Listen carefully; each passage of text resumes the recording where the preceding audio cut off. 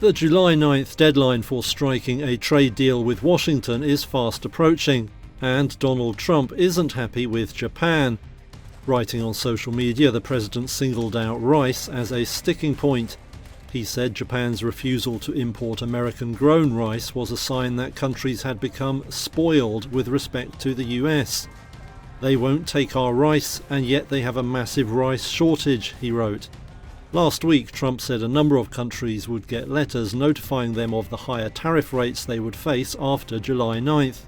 On that day, duties are scheduled to revert from a temporary level of 10% to as much as 50%. Speaking Monday, White House press spokesperson Caroline Leavitt said Trump would act unilaterally where there was no deal. He is going to set the rates for many of these countries if they don't come to the table to negotiate in good faith. And he is meeting with his trade team this week to do that. In June, Treasury Secretary Scott Bessent had floated the idea of extending the deadline for countries that were holding talks. Now he says he expects a flurry of deals before the deadline, with Trump alone to decide on any extensions. Autos are another flashpoint, with Trump accusing Japan of unfair trade in the sector. For its part, Tokyo's chief trade negotiator has warned of serious damage to Japan's economy if a 25% tariff on imported cars remains in place. Meanwhile, the EU is reportedly resigned to a deal that maintains a 10% baseline tariff on its goods, but wants a US commitment to cut duties on products including drugs and aircraft in return. That was according to reports by Bloomberg.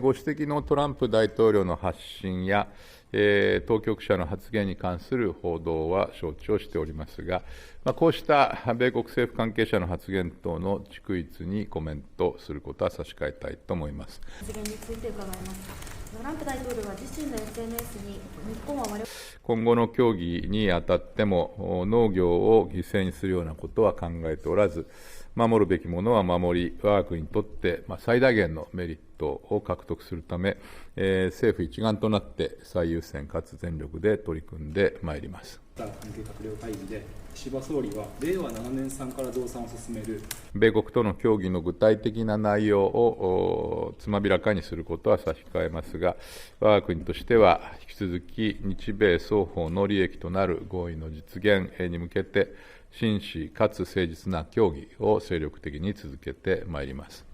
不満を表明した形ですが、発言への見解や米の輸入が